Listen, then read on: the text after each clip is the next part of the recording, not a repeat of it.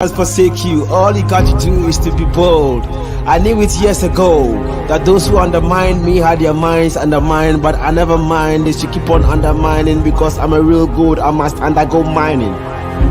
Talking of mining, it leads to discovery. We mine to discover. We learn to discover. We observe to discover. Friends can uncover you at the same time discover you. But I don't want to discover you. I would rather discover more, so I go on the internet and I listen to words of wisdom and intellect. Availability of information, interviews of great men and women all over the diaspora and all nations. Creativity at its best, dexterity of research. No need to go through any formal education. I introduce you to the Discovery Show. Let your friends and your family know the struggles before the blow, their highs and their lows. Pay attention to this show. It will make you feel at ease. The Discovery Show on YouTube got the steez. Now Perry, the presenter, please pose for the camera. I want to hear you say cheese. We are airborne like a flu. I want to hear you sneeze. It's true. The Discovery Show is live on air. Instagram, Facebook, YouTube. See ya. TDS TV, Yearn to Learn. Host, Perry Precious. Executive Producer, James. Hi, good morning, good afternoon, good evening. Thank you very much for sticking and staying with us here on the Discovery Show. I want to sincerely apologize for the delay in transmission. We've had, some unexpected technical issues, but thankfully we've been able to resolve that. So thanks very much for sticking and staying with us here on the Discovery Show, a show that basically seeks to interview professionals in the diaspora and beyond who are making significant impact in the area of healthcare, security, information technology, and what have you. And this morning, this afternoon, this evening, wherever you're watching us from, we are happy to be joined by Mr. Richard Apau, who is actually a system analyst and currently working with the African Union. You are welcome, Richard. Thank you very much, Precious. And thanks for your patience. I know it's been a long battle, but finally we won that. Viewers, please feel free to drop your comments, your questions, and any feedback you have, and we'll definitely read that to Richard and seek for some clarification where necessary. Rich, can you tell us a bit about yourself? Who is Richard?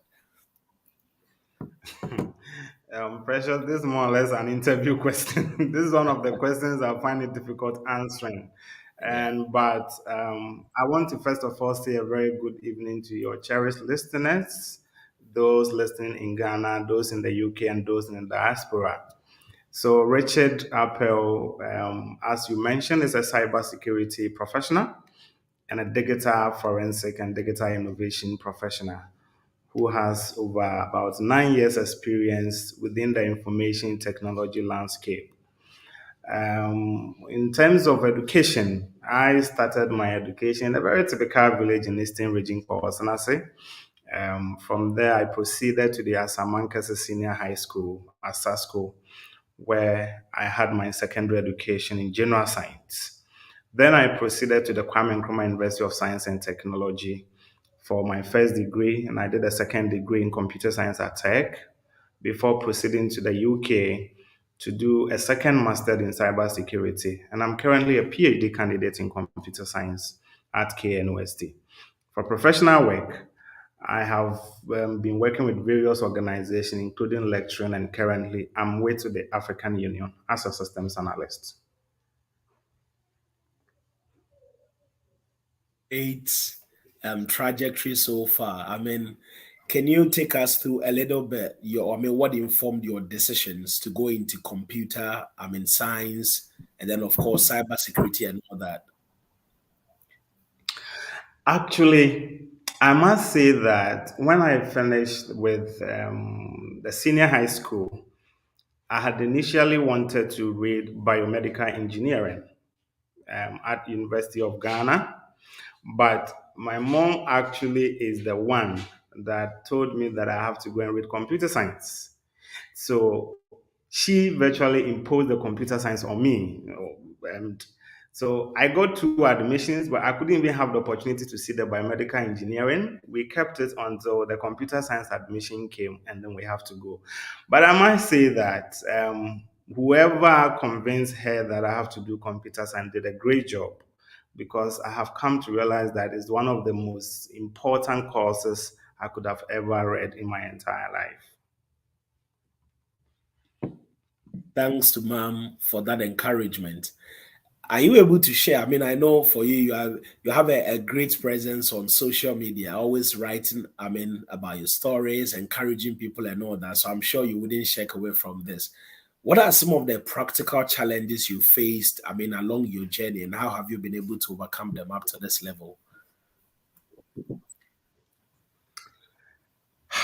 I mean, Precious, I would want to say that it's actually not been easy. Looking at the background that we came from, a lot of time I tell people that I had a bumpy life start, because at a point in time I even had to stop school for a very long time to engage in some many jobs, and I had to find myself back to education. So it's really been a difficult and a tough time, especially doing my first degree.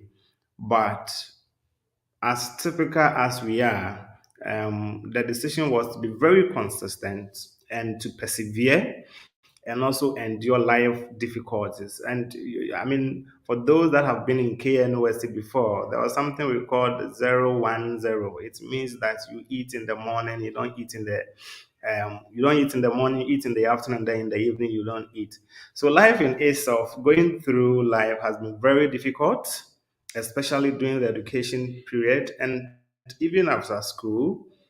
Jobs and it matters was also not easy. But I think through it all, God has been so good. And now it's working well by the grace of God. It's definitely working well by the grace of God. We will expand that a little bit more to know what exactly you do in your current role and all that. But I mean, you did mention that you also won a second scholarship to pursue a master of cybersecurity, master of science in cybersecurity here in the UK. Um, there are a lot of people who always watch our channel and would like to know, I mean, the processes involved in applying for Chevening scholarship. I mean, you had a Chevening scholarship. Are you able to take us through that process and guide people who might want to apply? I know the deadlines, I think just after tomorrow, 2 days from now or so for this particular year, but are you able to take people through what Chevening scholarship is about, eligibility criteria, what the benefits are, and how helpful that has been to you? Yes, Precious, I would want to say that Chevening actually provided me the platform for this career progression that I've had. In 2018, I had left Ghana because at the time I was lecturing at the University of Education, the Kumasi campus. That was immediately after my MPhil in computer science from Tech. I went into lecturing. But whilst lecturing, I saw an advertisement from the African Union about the African Union Youth Volunteer Corps. So I applied and I was posted to the African Center for the Study and Research on Terrorism in Algeria. So whilst I was in Algeria, because the volunteerism was about a year, so I needed an exit strategy. And I've been wanting to do cybersecurity. I'm sure that we will go into details on that particular issue. So I found out that Chevening Scholarship was providing the opportunity for me to have a fully funded master's degree in the UK. So Chevening, in short, is a UK scholarship to developing countries. And I would say that it is one of the most prestigious scholarships by the UK government. Mm. And so basically, in terms of qualification, anybody with a first degree, which is second class, upper and lower, you qualify for Chevening. Okay. And then you at least you should have worked for 2 years. You should show proof of 2 years working experience, either when you want to combine internships, when you want to combine volunteerism, and when you want to have professional working settings, you can apply. What I would want to say is that Chevening, unlike the other scholarship, tends to be targeting potential leaders. Okay. And so you shouldn't be doing something much great, but when you are in school, the activities we were involved in, either clubs, societies, churches, and then even school associations. The little things that you were doing, whether you were class rep and all that, you just have to show where you want to be and the kind of person you will be in your country when Children is to providing you with a scholarship. And so Children, I would say, provides a lot of scholarship. And I remember in our year, where about 21 people from Ghana that were awarded a scholarship. And Okay. globally, I think we're around 1,500 or so. Yeah. Mm. Wow.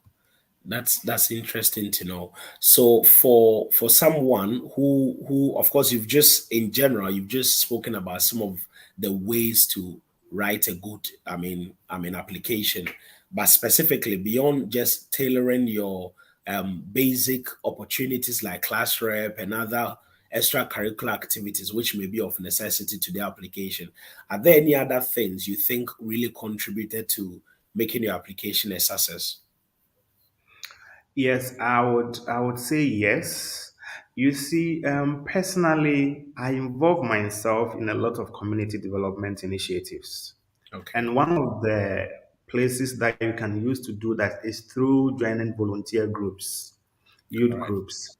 So at a point, I am a co-founder of Youth Without Borders Ghana.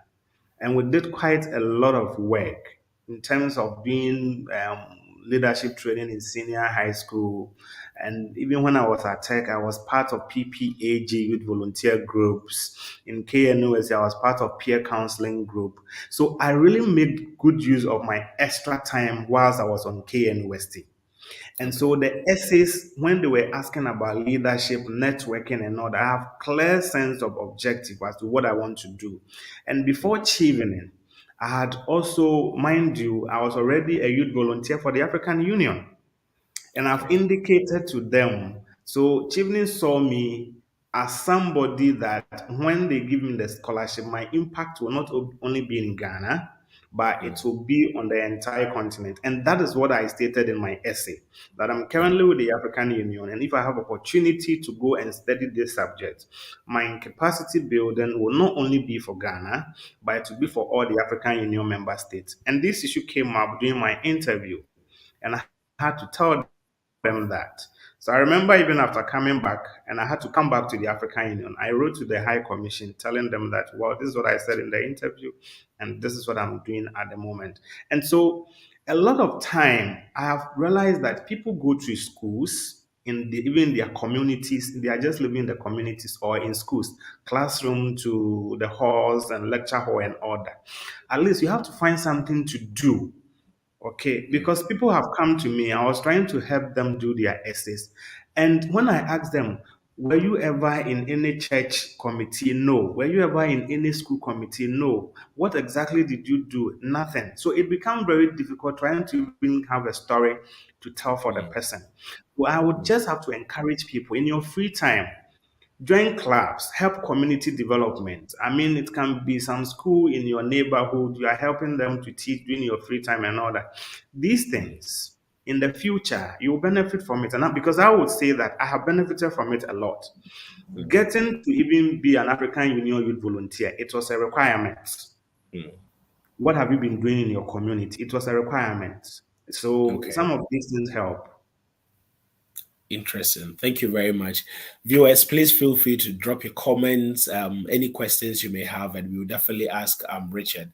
Richard is actually a system analyst at the African Union, and he's Ghanaian. He's already given us a brief background of himself. So you did also, you are also a Yali Fellow. What is that about, really?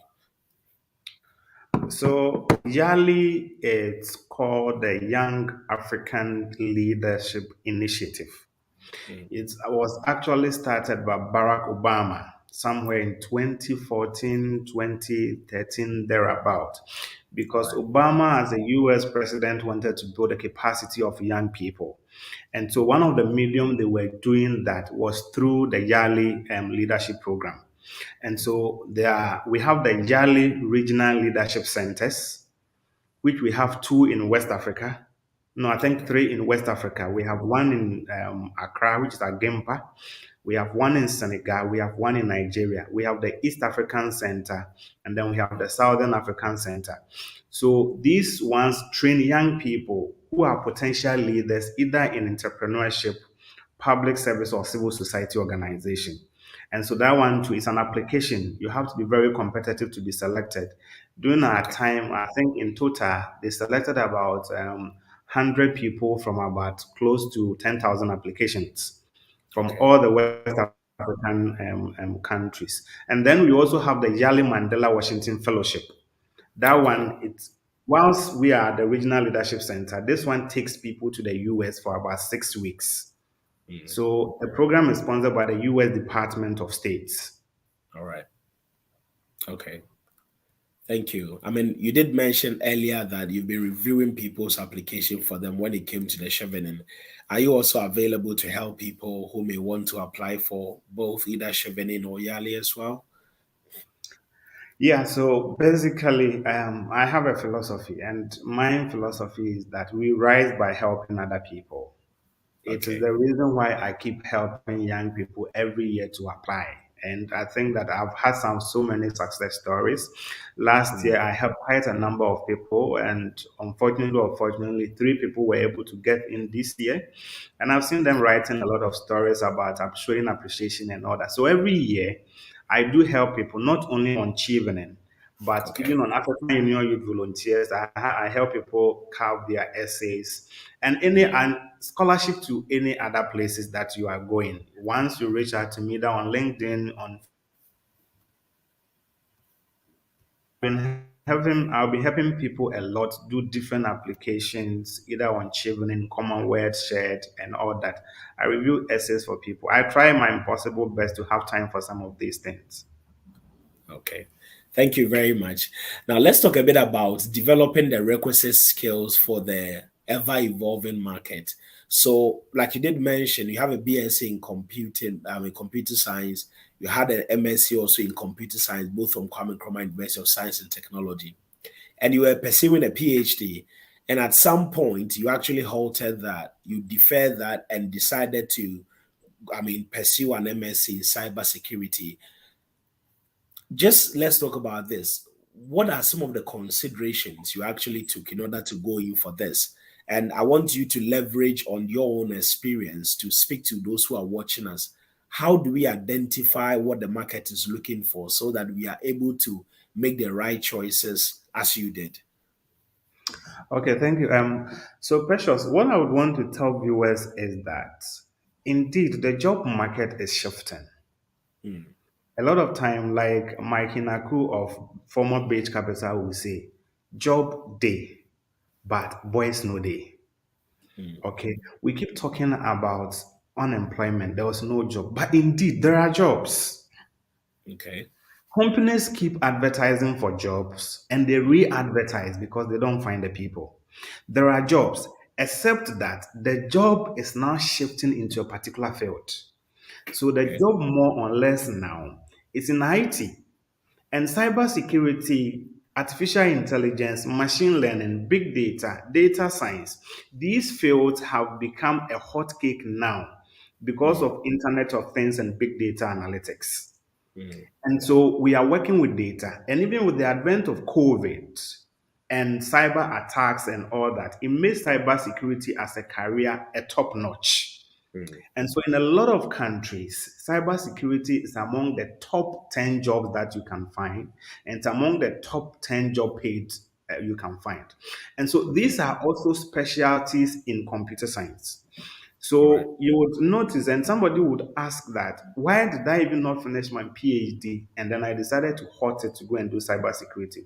I will tell you, look, and this is not to downplay education in Ghana, but I was looking for skills. All right. And I could tell you that the cybersecurity I did at University of Warwick for the 1 year gave me some skills that both my BSc and my MPhil could not, because it exposed me to certain level of skills that are required. The Okay. practicality of the course, the availability of learning and teaching materials, and how models were handled really afforded me the opportunity. And so by the time I was living in the UK for the 1 year, I had developed quite a lot of skills in cybersecurity, being it ethical hacking, being it network defense, being it information risk management and governance, being it digital forensic investigation, and all these. When I came to Ghana, you cannot imagine. I've consulted for a lot of law firms, the courts, the police, using the skills that I acquired in the UK. Of Okay. course, we have our own systems and we have difficulties in our system. And so, if you're a student and you don't have the opportunity like me to travel to go and acquire these skills and you are in Ghana, then you have to go beyond what is being taught in the classroom to actually develop a skill for yourself. Because I Okay. can say that all fields of computer science have a lot of jobs available. Web Okay. design, web technology is not a big thing now. Database is not a big thing now. Networking is not a big thing now.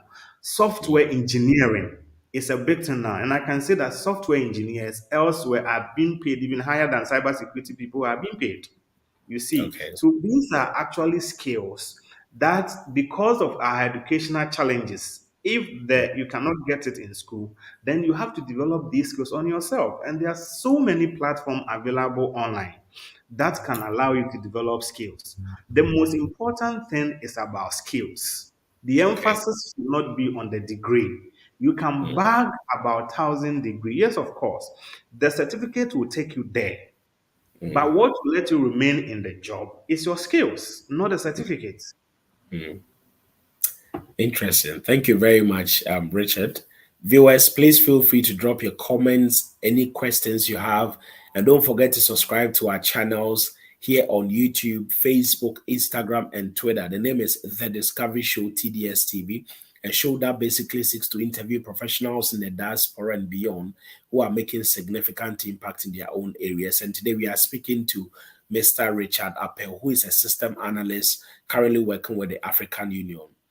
Thank you very much, Richard. So, I mean, of course, we come into cybersecurity, but at the African Union, you were a system analyst. What do you do specifically? Yes, I work as a system analyst at the African Union, and depending on where you find yourself, it entails a lot. Mm. So, my basic role here is actually about systems that we have here, including database systems, information exchange platforms, and the information sharing platform. But Mind Center is charged with building African Union member state capacity to fight what we Mm. call violent extremism and terrorism. And so Okay. I'm also part of a core team of people that build African Union member state capacity. Here we are talking about government institutions, we are talking about the police forces, we are talking about military, intelligence officers, and law enforcement officers. So basically, my role here has been about issues of cybersecurity, cyber Mm. terrorism, and as to how to help member states counter the threats that violent extremists and terrorist groups pose online. Because in the modern day, we have realized that some of these terrorist groups exploit the internet and the social media platform for propaganda purposes, for recruitment Okay. of young people to join their ranks, for training of Mm. young people, for radicalization, and even to solicit for funds online. And so, in mind training, all that I try to do is to bring some of these issues up to the attention of the member state and build their capacity on how to counter these threats of violent extremist groups online and to ensure that there was cyber resilience in the country. Because, of course, cyber security in itself is a national security function. National Okay. security is about stability, it's about Mm. resilience. And so, Okay. if the cyberspace is not safe, then the country Mm. is also not safe. Because these Mm. days, there was a lot of cyber attacks, there was a lot of state sponsored cyber attacks, there was a lot of cyber warfare, there's a lot of cyber terrorism. And all these things, countries will have to be able to develop the necessary capacities in order to Mm. protect their territory, even in the cyberspace. And so, in my line Okay. of work, that's what we do. We build the country's capacity, Ghana, Algeria, Angola, all the 55 member states of Ghana. constantly engaged in building their capacity to understand. One thing about intelligence work now has even changed. Maybe I'll give a typical example. Maybe in the olden days, if the intelligence service of Ghana want to gather information, they may probably go to circle, Okay. go and stand there and listen to people talking. Mm, These days, when they use the same approach, they will not have the information because mm, nobody is talking a circle. The young people have gathered on social media and they are talking. And mm. so the work of the security agencies in the advent of the digital age have even changed. So it That's right. means that security people should be able to have the ability to stay online and gather intelligence. This I call cyber intelligence operations. And so my Okay. activities are also involved in helping member states to use cyber intelligence operation to gather the Mm, necessary information so that the appropriate authorities in the countries can respond to mm, threats that are being posed to the country, not to infringing on people's rights, but listening to the general conversation online so that mm. the appropriate authorities can intervene before it even escalates. That's very interesting. I think that partly answers why you have a huge presence on social media. I now understand it's part of your job, isn't it? But of course, now that you've spoken about cybersecurity, I just want us to go straight into that before we come to other things. You've just explained that a bit more, but to the layman, can you just break down a little more? I mean, I'm just using my phone. I just want to go to Facebook, Instagram, Twitter, just post anything just to make myself happy, or just go there, read something, and just be excited and all that. What are some of the online security threats and safety measures in this digital world?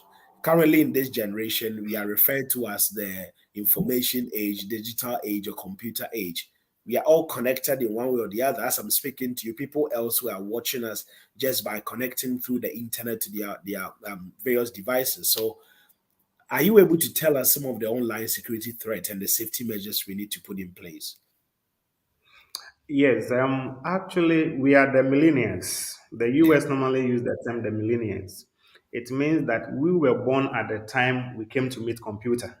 Mm, And so through our life, we've been using the computer. Indeed, if the internet is supposed to be a country, mm. it is bigger as combining India and China together. The internet will be bigger Yes. than that. That is the total number of people on the internet. Mm, And it means that more devices have now been created. There was a lot of proliferation of mobile phones. all right. And as mobile phones are being proliferated and people are getting onto the internet, you see, when we say the cyber, is actually a space that a lot of people are. And those people include business, it includes civil society, it includes criminals, it includes insurgents, it will include you and it will include me. So just as when you are sleeping, you have to lock your door because of criminals, there are also criminals out there in the cyberspace. Mm, It is for those people that there is cybersecurity. So okay. normally when I have to explain cybersecurity to people, I tell them that it's like you going to Parliament of Ghana. You see that there are security agents there. Mm, Their job is to protect the parliamentarians from being attacked by people coming from outside. So the police people are then when you get there, they check whether you are not carrying out any weapon before they allow you to enter. This is what we are trying to do in the cyberspace okay. because they are cyber criminals who are taking advantage of computer users, internet users to perpetrate crimes whilst in the cyberspace. And Right. so, in terms of cyber crimes, there are varied cyber crime. There was cyber fraud, there was identity theft, there is stalking, there was cyber bullying. Stalking is a very big crime. There was online child pornography, there was hacking, there was ransomware attacks, there was malware attack, there was phishing, and phishing a lot of time is one of the most common cyber threats. You'll be there and you receive an email And somebody is even saying that, oh, his father died somewhere, he has some money to send to people, and then they want to send the money to. These are all phishing strategies. Yeah. And one of the most cyber attack that is common to everybody that we don't sometimes realize is even what we call social engineering. Social Okay. engineering basically uses the human's behavior to obtain information. So, for example, I can be talking to you, but by the time you realize you might have already mentioned to me your password, but you wouldn't know. So, indeed, in the cyberspace, there are a lot of crimes that are being perpetrated. And Okay. anybody, even your mother in the village, for example, look at Ghana, mobile money fraud. This is a cyber.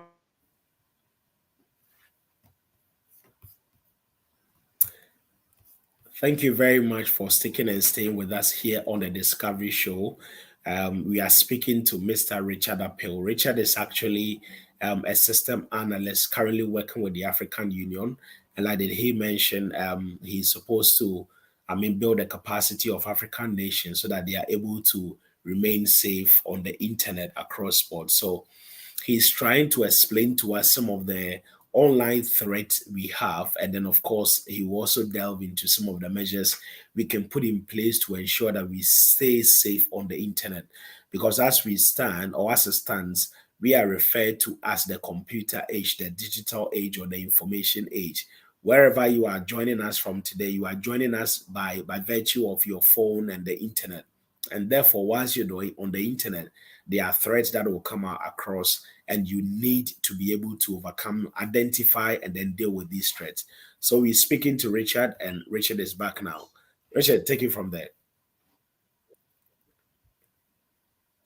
Thank you. I hope you can hear me. Yeah, I can hear you now. Yes, and so I mean, in terms of there are so many things that we can do to actually also stay safe. Recently, you would notice that there was a lot of social media. Somebody will be there and then they will tag you. All these things are ransomwares. When you click on them, you also your account also get hijacked. For me, the most basic thing you can do to stay safe online is issue of trust and discretion. You have to exercise a good sense of discretion to know which link you have to click and which link you don't have to click. Even if you receive a suspected link and you are not too sure, there are websites that you can put the link there. And when you put the link there, it will tell you that yes, this one is a good link or it is not a good link. It's called the URL scan.io. When you do that, to get to the link. Then again, it's about staying safe online. There are so many security measures, things you have to put on your status and things you don't have to put on Facebook. And you should not be in a hurry to click any link. So you have to actually exercise good sense of judgment to be able to protect yourself from this cybercrime. And more, awareness is important. You yourself to be able to stay safe, you need to be aware of some of these petty crimes that takes on and be able to put some measures in place to protect yourself from some of these crimes.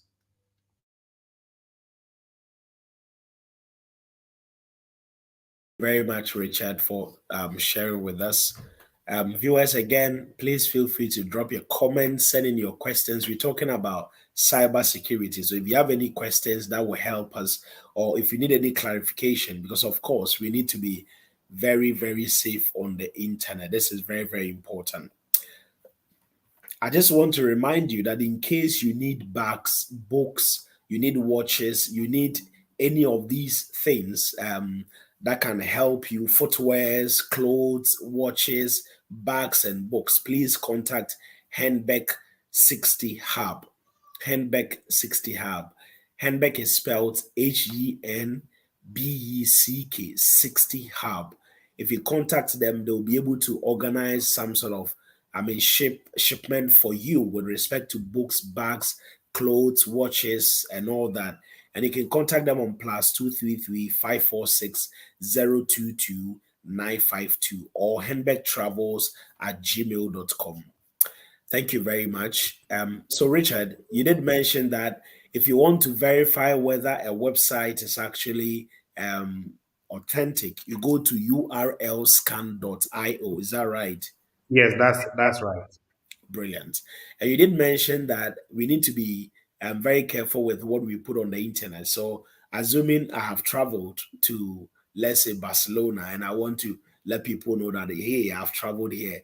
Assuming I've just left home and I've said that, hey, I mean, traveling from here to here, I think I'm just enjoying myself on the internet. Does that actually, I mean, amount to any sort of threats?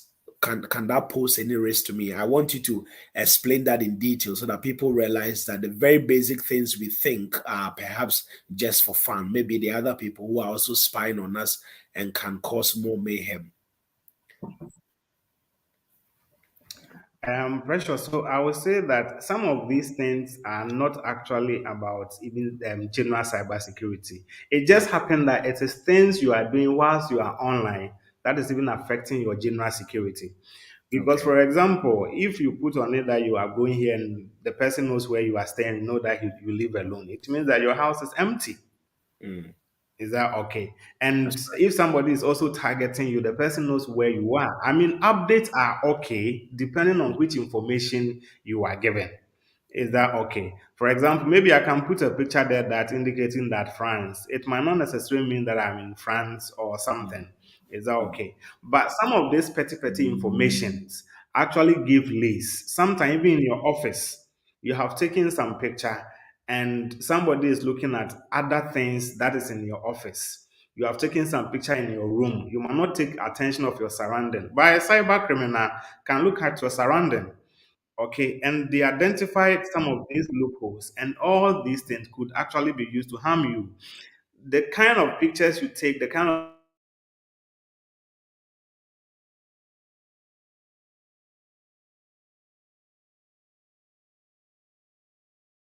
Thank you very much. I think there are some technical challenges from Richard's side, and hopefully we'll resolve this. Please drop your comments, send in your questions. We will definitely answer that for you. So we're talking about cybersecurity, how to stay safe on the internet. You're back, Richard. Hi, Rich. Can you hear me? All right. So, I mean, so far, Richard is saying that sometimes some of the things we post on the internet, they serve as lead points for people who perpetuate actually cyber crime and fraud and all that. side. Can you hear, Yes, Richard? can Can you you? hear me? Yeah, I can hear you. Can you hear me? Yeah, please take it from me. I think we're facing some internet challenges from your end. Please go ahead. Can you hear me, Richard?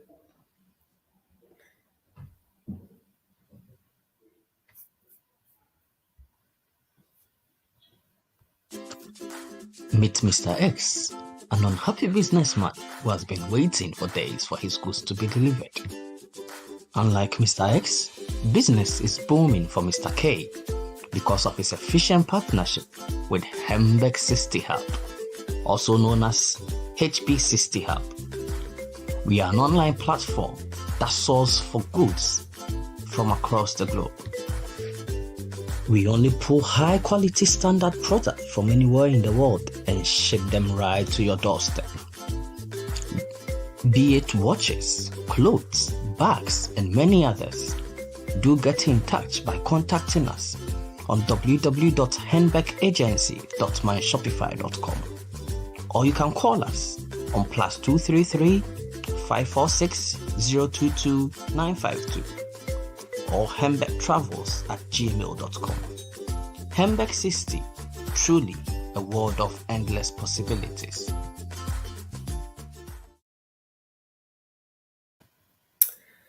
Thank you very much for sticking and staying with us here on the Discovery Show. And again, we are speaking to Mr. Richard Apau, who is actually a system analyst at the African Union. Rich, can you hear me? Hello, Richard, can you hear me?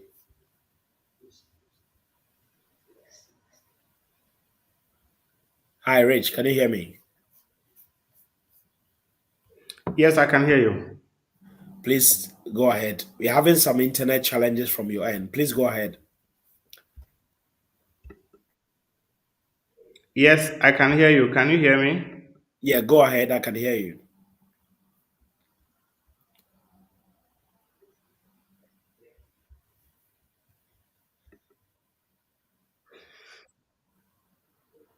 Yes, so I mean, those are so sometimes the activities in itself may harm your physical security.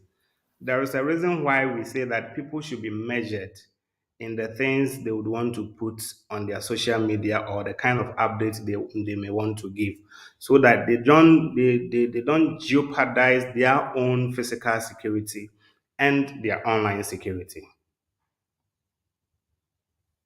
Thank you very much, Richard. So, I mean, you did mention some of the types of, I mean, cyber risk. You spoke about phishing and you tried to explain that a little bit.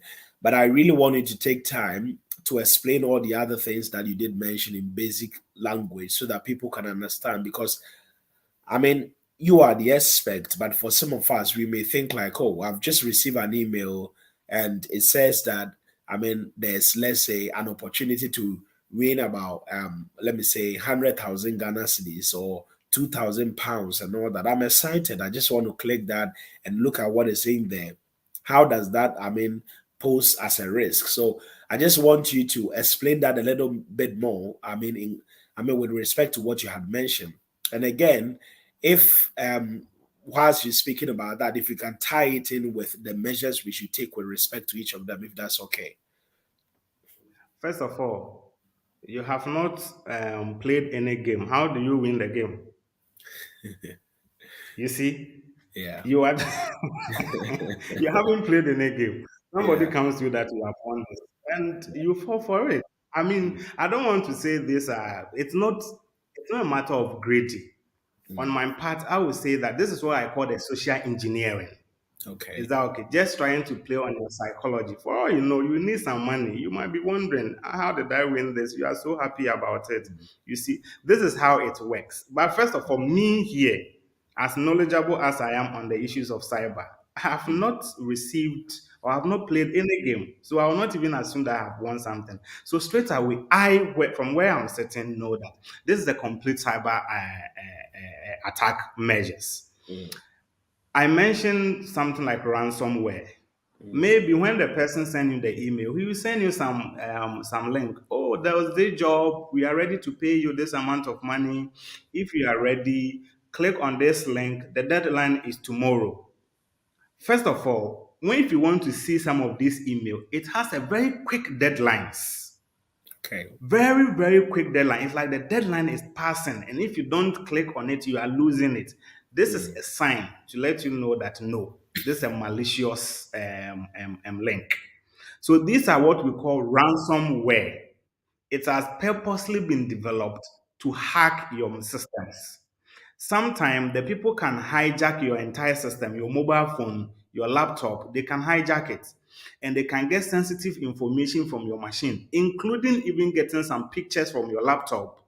It could be some nude pictures that you have put there. And later, while they have access to these pictures and videos, they will use to blackmail you.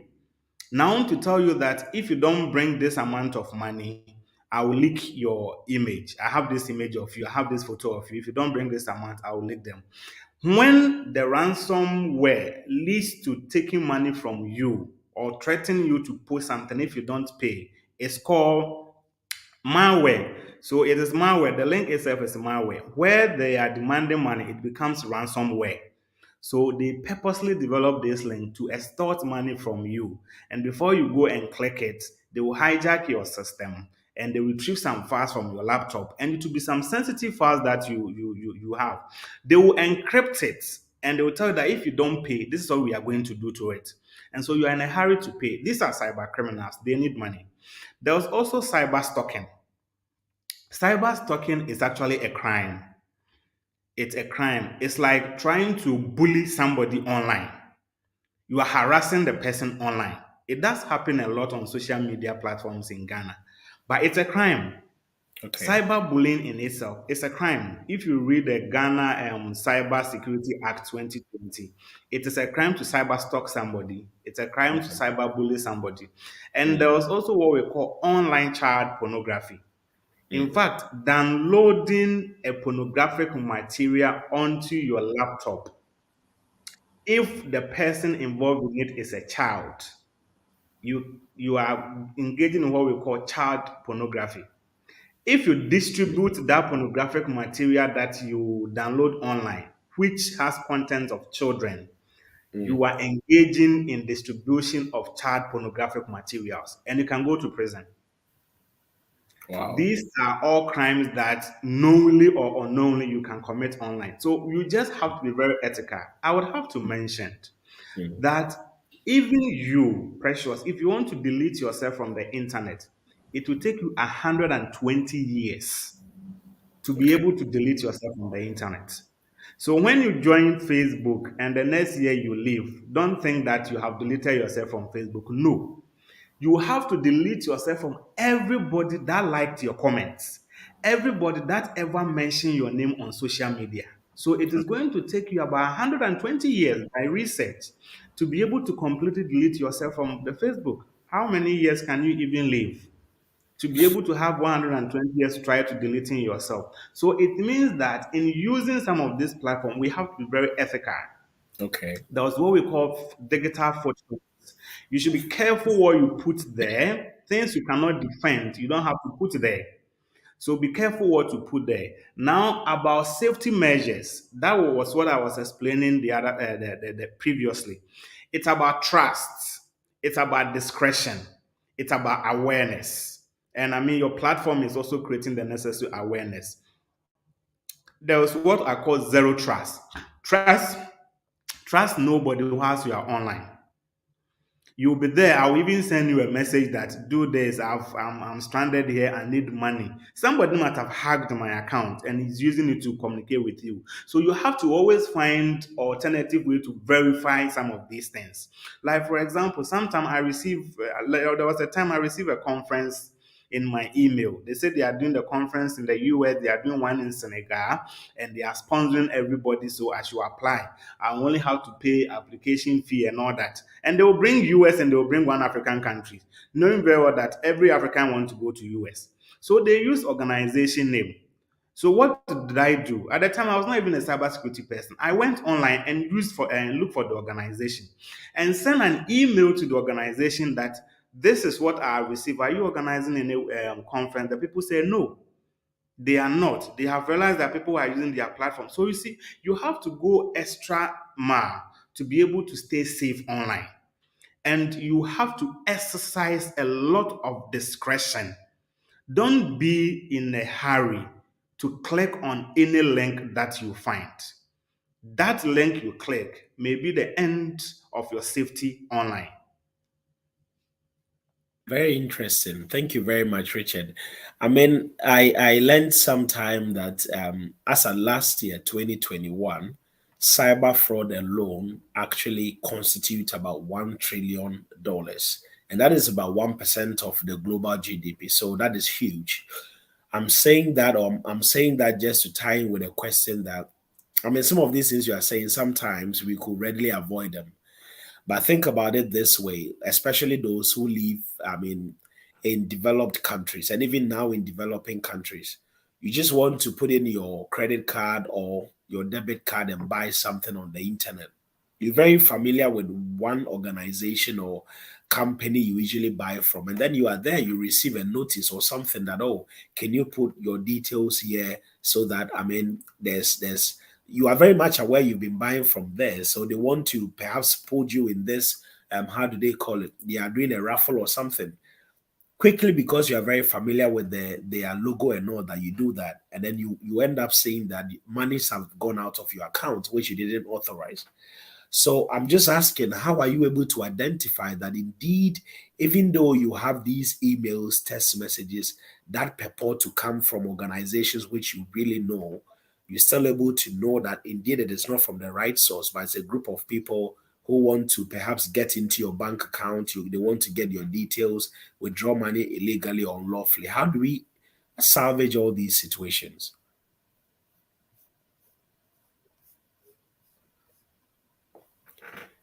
Can you hear me, Rich?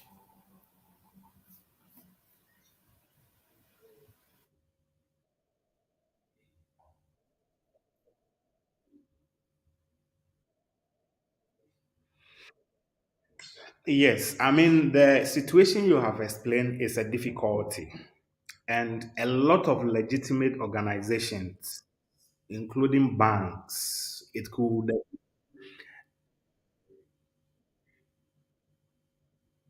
and the whole point actually is even that, even you, Precious, I can send an email to someone, and the email you bear your email, your original email, whether it's organization email, your original email that you use, that your work staff know, that Mm, everybody know. I can send an email to a friend bearing that same email. It is not that I have changed some characters in the email. No, there are okay. applications to send such email. I can send an email purporting to come from your boss. Mm, It is your boss' exact email. If it's organizational email, it is. I can send you that. A lot of times when I'm teaching cybersecurity or when I'm doing ethical hacking, I demonstrate that to students. okay. So the email will come to you. Precious, this is so so and so and so and so your manager. I'm here. Kindly transfer this money to this. When I come to office, I'll give the money.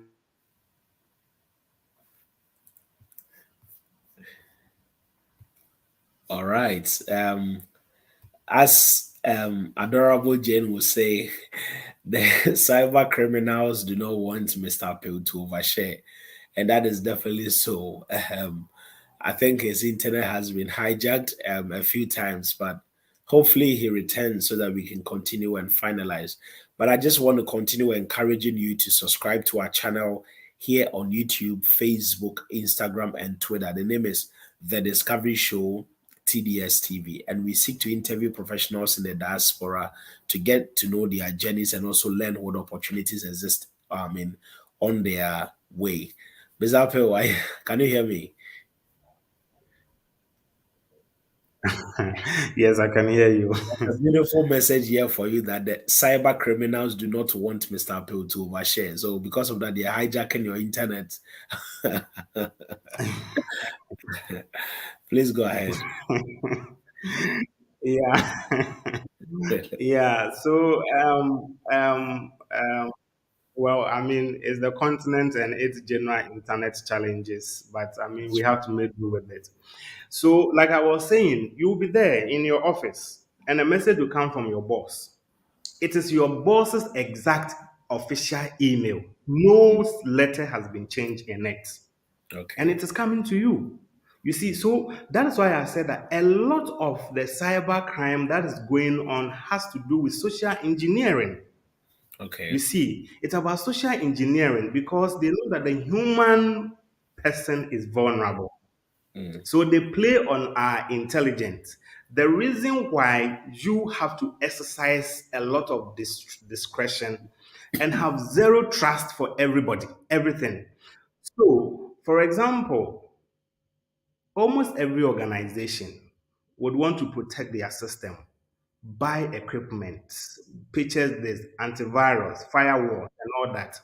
No matter how much you spend on your IT infrastructure trying to protect your system, the human beings working in your organization remain the biggest threat to your cybersecurity, to your data security, or to your information security.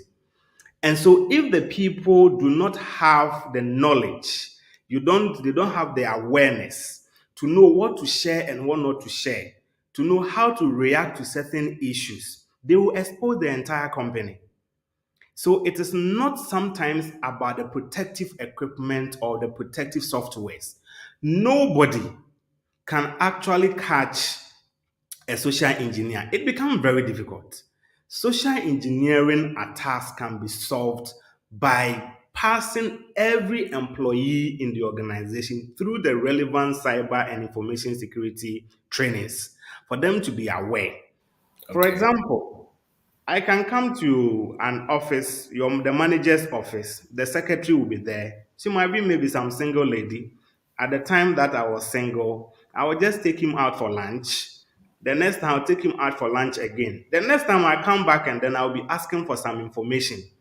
And because he feels that there was issue of reciprocity, he will end up giving the boss's email even password to me because he feels that he owe a responsibility. This is happening. A lot of organizations are being hacked from this. Wow. Imagine the CEO of organization email being hacked, the monies that he can get. Is that okay? And a mistake of just a staff can cause the entire organization. You quoted about the totality that we have lost to cyber fraud or cyber crime. Even in Ghana, you can read the 2019 Bank of Ghana cyber fraud report. Those are fraud that were reported to Bank of Ghana because a lot of organizations don't even report. That's right. Ghana lost 320 million cedis in 2019 to cyber fraud. Wow. 320 million cedis. That is those that are reported. Imagine the banks. And during COVID, a bank's system was hacked and the people managed to transfer 40 million cedis. I don't want to mention the bank's name I see. for brand image purposes. During the COVID, 40 Wow. million. Is that okay? And so some of these things are happening through the behavior of users of computer system. And so, like I keep saying, we are own safety. Just like in the physical medium, we say that your security in your hands. In the cyberspace, your security is also in your hands. And we don't have to look at cybersecurity even as a technical area. It is not. I have constantly said that everybody can be a cybersecurity professional, even you, Precious. You'll be a fine cybersecurity professional. Lawyers can be cybersecurity professional. Accountant can be cybersecurity professional. Medical officers can be cybersecurity. Everybody can be cybersecurity professional because information now is the biggest asset of every organization and every individual. Because mind you, we are in the fourth industrial revolution. Yeah. And big data is a big thing now. And so we have to stay safe. And to be able to stay safe, I will keep mentioning it. I say that have zero trust when you are online Okay. and exercise a lot of discretion and use other alternative measures to verify information. If you are there and your friend send you a Facebook message, if you send me a Facebook request and I know that you're already my friend, I will come and send you a message in the one that I'm already a friend with you and ask you, have you sent me a Facebook request? If the person says yes, I will say that okay, then I'm unfriending you and the one I have before I can accept this. So tell me why you are requesting for friends. Somebody said, no, I have not created another account. And I said, okay, then this account is trying to get in touch. It could be that it's your friend's profile picture that they have stolen to actually create another account and they are going to use that to actually harm you. Do you just even accept friends on social media? What measures do you do? What connection do you have with the person before accepting and all that? So, for example, sometimes when you send me a friend request and I don't accept, I go through a lot of things to check the connection. Sometimes I ask my friends, this person is sending me a request, but it shows that you are a mutual friend. Do you know this person? The person say yes, then I accept. The person say no, you'll be on my friend list for a very long time. Unless maybe we meet somewhere and then you tell me that, oh, I have sent you a request. Then quickly I come and check and then I see how I can add you. So really, in terms of safety practices, we don't need any more technical things to do. If Okay. it's about antiviruses and all those kind of things, I can tell you that. You see, antivirus itself cannot solve every virus on your machine. No. Okay. Every antivirus, that is why we have various versions of antivirus.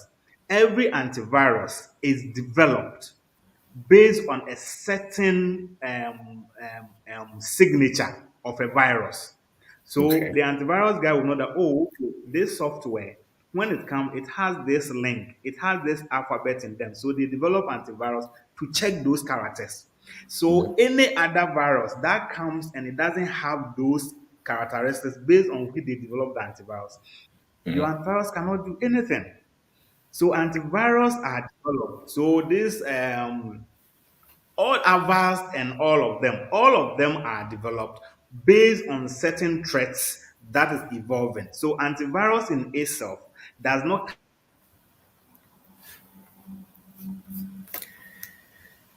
All right. Thank you very much, viewers. I'm hoping that perhaps you're also learning something new to guide yourself and also to remain safe on the internet. As we've rightly said, um, this is a digital world, a digital era, information era, and a computer era. And also, as much as possible, we need to stay connected to our loved ones, our friends, and people around us. And therefore, in one way or the other, we always be dealing with the internet, we always be dealing with the computers and all the electrical gadgets. But how can we remain safe? Richard, you are back. Can you hear me, Richard? Yes, please. All right. Unfortunately, the internet is not Yes, being I very, can hear you. yeah, and yeah. So just to tie it in with what you've said so far, I mean, I know people who, for the sake of what you're saying, they don't want to be on any social media platform, not even on WhatsApp.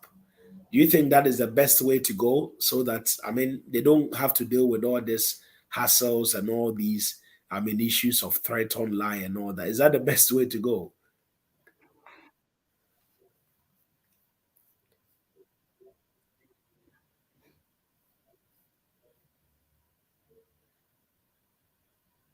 Hello, Rich. Can you hear me? I would say no.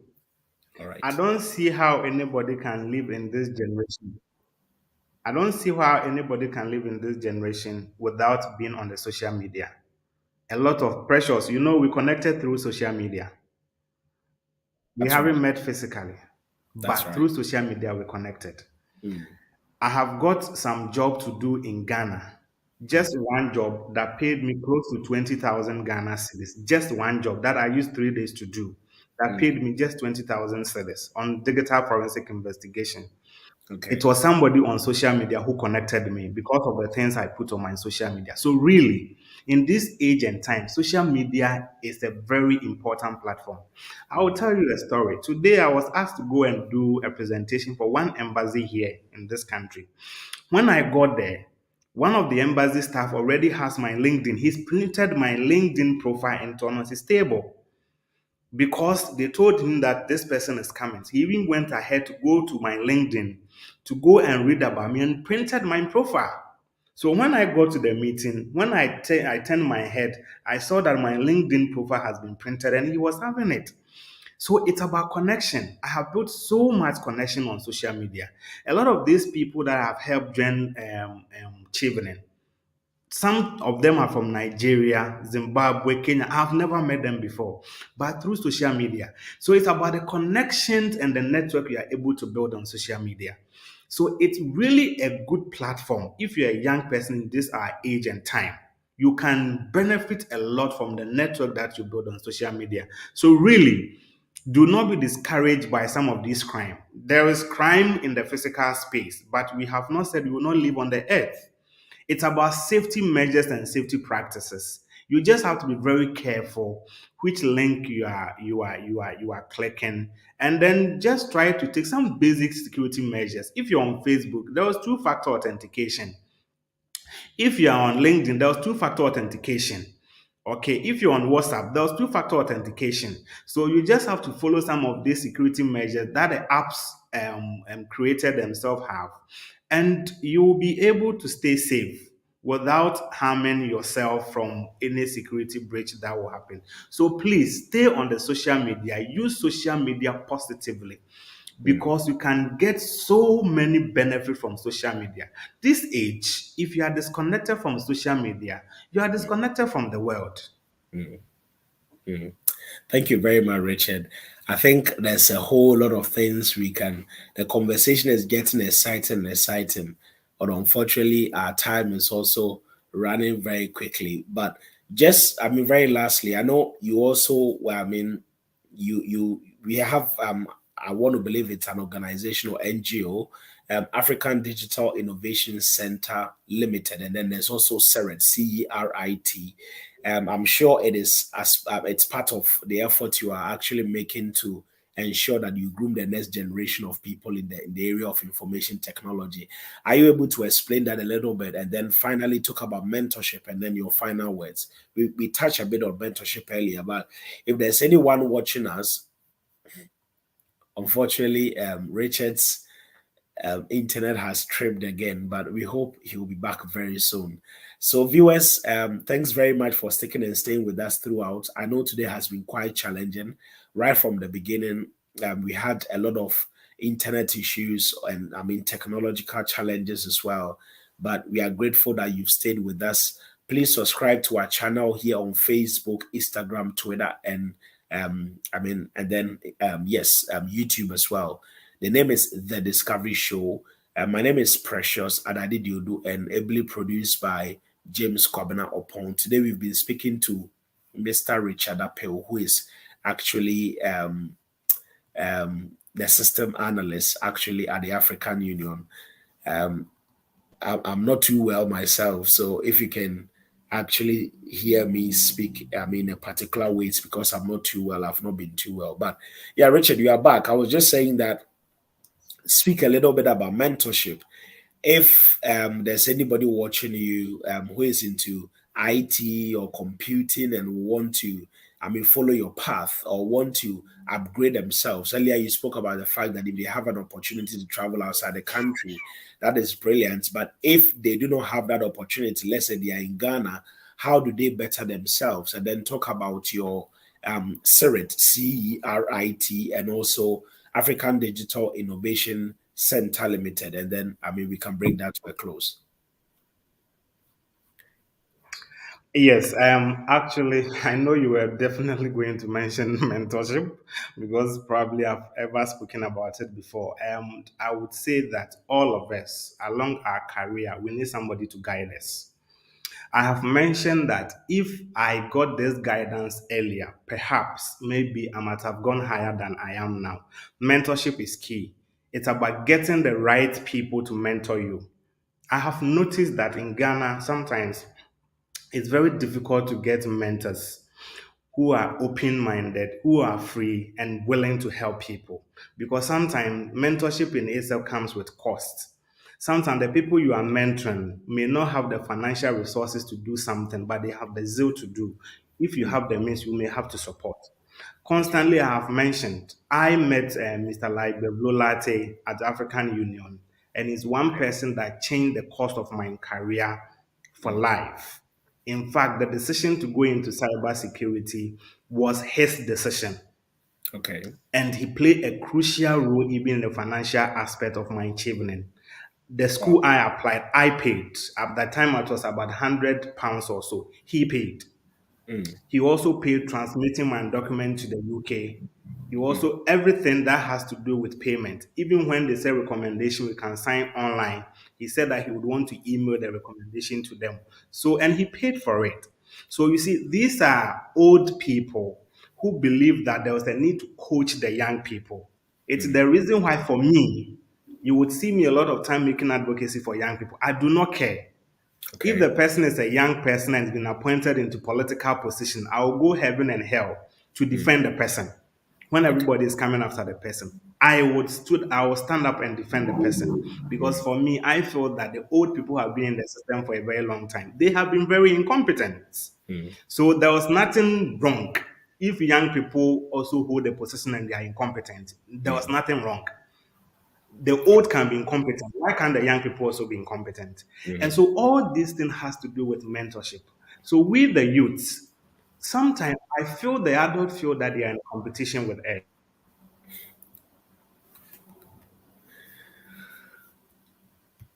All right. Of course, quite unfortunately, we are speaking to the IT man, but today our internet has not been very stable. But hey, thanks very much for being with us again. We're talking about mentorship now, and Richard is saying that mentorship is very important. He is where he is today because of mentorship, and we want to believe that you also value mentorship. So please just look around. If you need a mentor, obviously reach out for one. And if you can also be a mentor to someone, please don't hesitate to do that. So, Richard, you are back.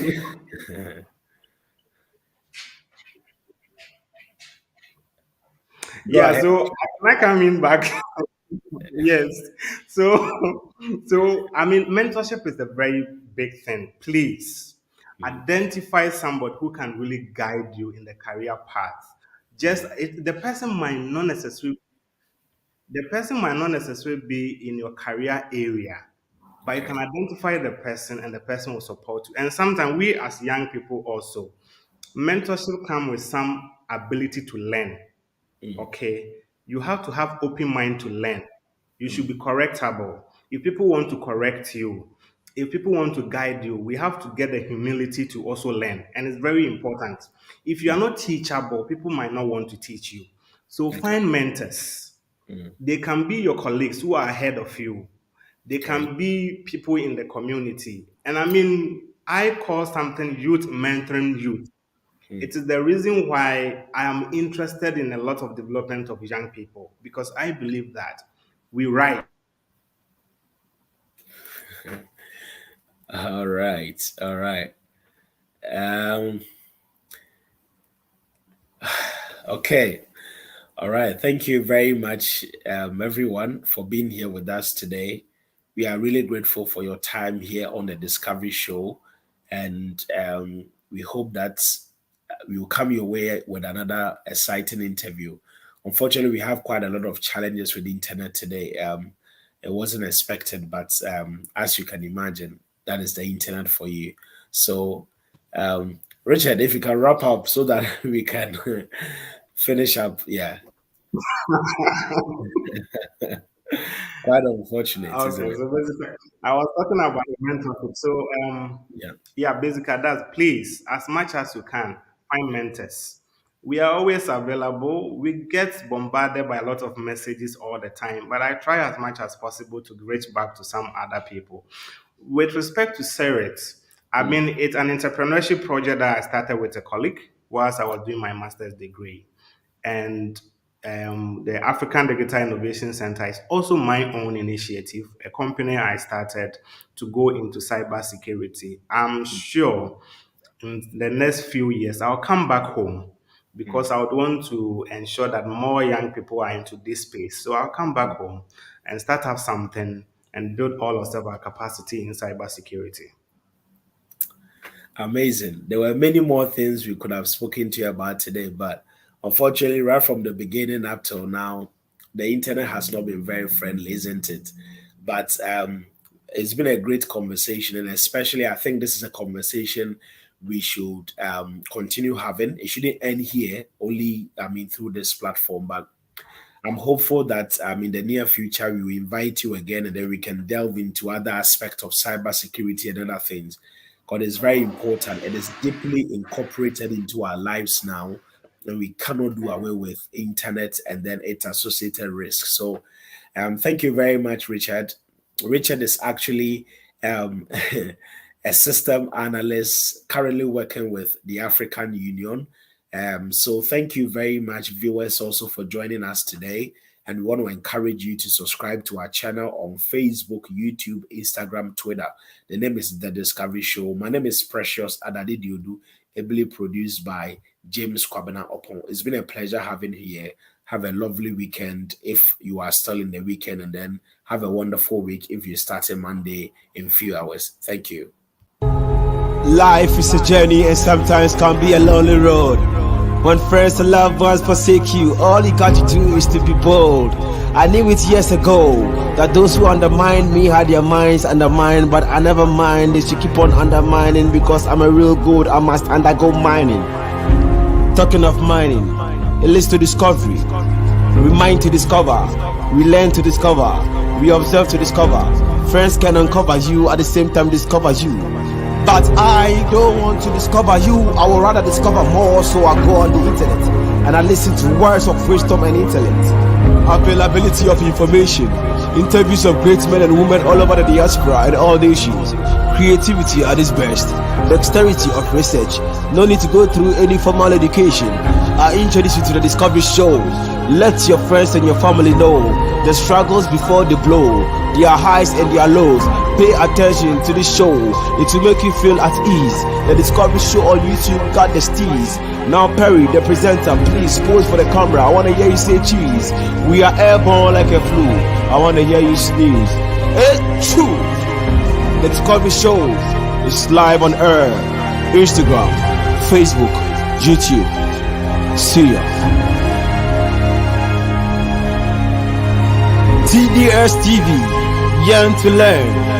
Host, Harry Precious. Executive Producer, James.